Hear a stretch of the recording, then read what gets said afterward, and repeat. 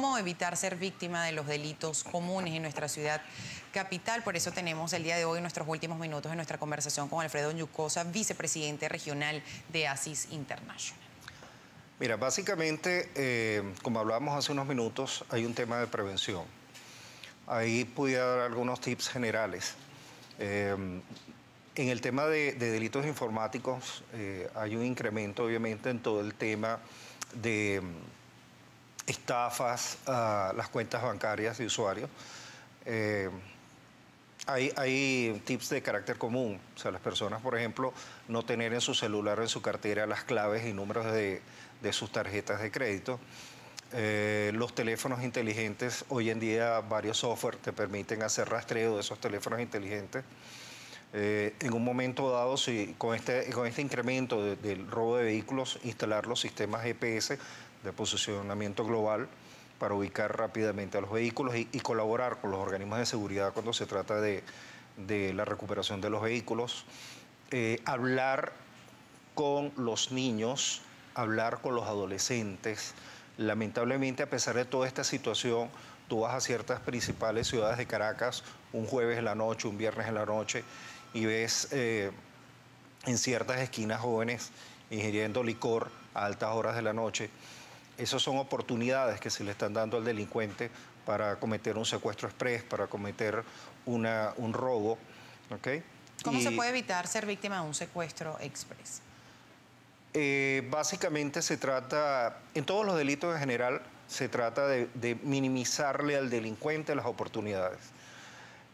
Si yo, por ejemplo, tengo un hijo, como nos pasa a la gran mayoría de los venezolanos, tenemos hijos menores de edad, o no tan menores de edad, que en un momento dado salen a divertirse, uno lo entiende.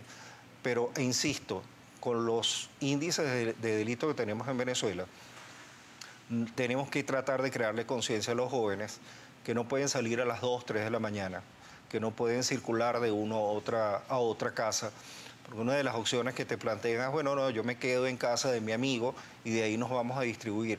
Es preferible que se quede a dormir en casa de su amigo o en casa de su amiga, pero no que esté circulando por la ciudad. Tratar en un momento dado de manejar su perfil personal de la manera más estricta posible. Las redes sociales son una fuente de información muy importante, muy importante. El delincuente tiene acceso a Internet. El delincuente tiene acceso a esas mismas redes sociales y tiene todo el tiempo del mundo para levantar la información que en un momento dado le interesa. Evitar las fotos de familiares, de urbanizaciones, las referencias a viajes, la posesión de bienes. Señor Ñucosa, a partir de este momento vamos a compartir con usted y con todos nuestros televidentes la participación del público.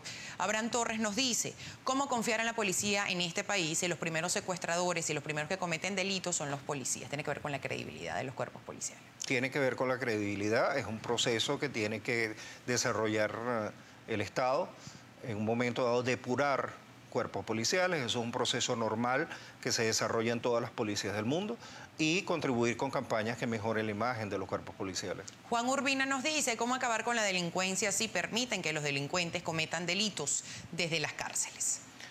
Estamos vinculando esa pregunta a un tema de lo que viene a ser en un momento dado la falta de implementación de tecnologías para evitar que en un momento dado esos delincuentes que están allí puedan, en alianza con otros delincuentes de la calle, desarrollar los delitos. Pero sí es posible evitarlo.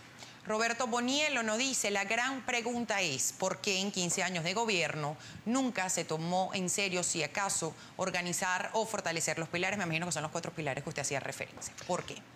Mira, es un tema de carácter político, es un tema de carácter social. ¿Okay? Hay innumerables factores, yo pienso que el tiempo no nos alcanzaría para hacer un análisis de los últimos 14, 15 o 20 años, pero definitivamente debemos identificar cuáles son esas debilidades y empezar a trabajar rápidamente y fuertemente en ellas. Norelis de Caserta nos dice, ya estamos acostumbrados a estar en casa como encarcelados y no salir después que oscurece. Uno de los factores, o una de las situaciones más graves que puede ocurrir es que nos acostumbremos. No podemos acostumbrarnos. Y yo pienso que la sociedad civil está dando demostraciones de que no se está acostumbrando a esta situación. Eso es lo peor que le puede pasar al venezolano. Es una de las peores cosas que nos puede pasar al venezolano, que aceptemos la situación. Roberto Bonielo nos dice, donde murió Mónica, me imagino que hace referencia a Mónica Spear, durante años pasó lo mismo, pero jamás quisieron resolver el problema. ¿Tuvo que morir ella para eso? ¿Por qué?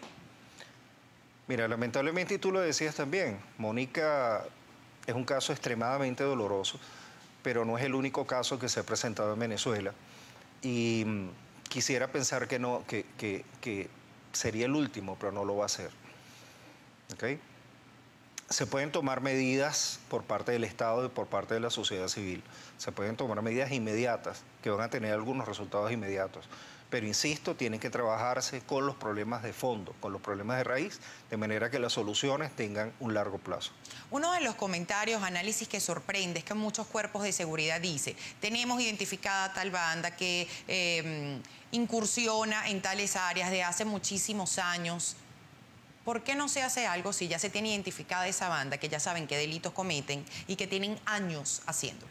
Hay un tema de movilidad en muchos casos, hay un tema de falta de recursos, hay un tema de inteligencia, ¿okay? Que definitivamente incide en un momento dado para lograr la captura. Cuando tú te das cuenta que salen este tipo de casos emblemáticos, como es el caso de Mónica, y ves que se dirigen todos los recursos hacia la resolución de esos casos, de manera rápida y expedita se consiguen los culpables y se resuelven los casos. Entonces, si tú tienes los recursos y tienes la voluntad política y tienes los funcionarios y tienes la cooperación de la sociedad civil, porque esa sociedad civil sabe dónde vive el delincuente muchas veces, puede reportar en un momento dado situaciones. Si tú logras conglomerar todo eso, logras la solución de los casos. Gerald Donsky nos dice, ¿es posible cambiar la sanción en los delitos, incluir cadena perpetua, procesar al menor de edad como adulto, pena de muerte? Yo particularmente no soy de la opinión de la pena de muerte. Pienso que sí se están analizando efectuar cambios en las penas, debido a que, como decía, la delincuencia evoluciona, la situación social ha evolucionado y definitivamente hay penas que deben revisarse. Michelet Tim nos dice, los colectivos armados y con protección oficial delinquen y gozan de total impunidad. ¿Qué hacer con la impunidad en el país? Bueno, lo acabamos de leer. Tenemos, según el plan de la patria, habla que ya es ley, que el tema de la impunidad tiene que combatirse. Eso fue una decisión del Estado. Del momento en que el plan de la patria se volvió ley, insisto, uno de sus objetivos estratégicos generales habla de combatir la impunidad y el retardo procesal penal. Norelis de Caserta nos dice, el gobierno gasta dinero en la seguridad de todos ellos y en la del resto de los venezolanos. ¿Cuánto gastan? Mira, no pudiera hablarte de esas cifras, ¿ok? Lo que sí te puedo decir, insisto, una pregunta que tú me hacías hace unos minutos, es que si tenemos los recursos. Yo pienso que sí, tenemos los recursos, tenemos que manejarlos de manera eficiente y tenemos que hacer que la cobertura sea para todos los venezolanos. Argote 01 nos dice, se debe prohibir el uso de computadoras privadas y teléfonos celulares en las cárceles, que usen computadores públicos. ¿Tienen tecnología los privados de libertad y muchos de los delitos son monitoreados, creados, canalizados desde las cárceles? Es cierto, eso es totalmente cierto, y existen tecnologías que permiten sencillamente, si entrara un teléfono celular, si entrara una computadora de manera ilegal a un recinto penitenciario, existen tecnologías muy sencillas y de bajo costo que permiten bloquear las señales de los teléfonos celulares y bloquear las señales de internet. Carlos Navarro nos dice, los cuerpos policiales encierran delincuentes y los fiscales y jueces que son corruptos los liberan. Entonces...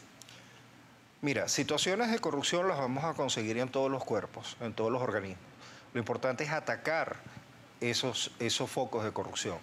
Definitivamente pudiera ser también uno de los factores que contribuye a todo este proceso de impunidad y de corrupción que estamos viviendo. María Uzcategui nos dice, señor Juncosa, ¿por qué la delincuencia tiene más poder que el ciudadano común? Uno monta una denuncia y la policía espera 72 horas para proceder. Hay que revisar los procedimientos. ¿Te acuerdas que conversábamos de procedimientos, de recursos humanos y de tecnología. Hay que revisar los procedimientos, en un momento debe hacerlos mucho más expeditos. Si a los cuerpos policiales se les dota de la tecnología necesaria, yo estoy seguro que los procedimientos pudieran ser mucho más rápidos. Y algo que es muy importante, el delincuente, insisto, evoluciona. El delincuente, en muchos casos, se organiza. El delincuente busca la manera de llevar a cabo su objetivo. En esa misma forma, los organismos de seguridad y la sociedad civil tienen que organizarse, tienen que evolucionar. Raquel nos dice, fue la pregunta que le hicimos hace rato, pero igual le pido por favor que le responda a Raquel, porque si el gobierno sabe dónde están y operan las bandas, no las ataca. Mira, le acabamos de responder. Hay un tema de recursos, hay un tema de políticas, hay un tema de procedimientos y definitivamente es uno de los factores que sería importante que la sociedad civil sintiera que esas bandas están siendo atacadas con todo el peso de la ley, como lo decía el presidente Maduro hace unos días. ¿Se puede avanzar a mejores caminos en materia de seguridad? Claro que lo podemos hacer. Si lo han hecho países muy cercanos, como lo mencionábamos hace rato, como México, como Colombia, como Ecuador, ¿por qué no podemos hacerlos en Venezuela?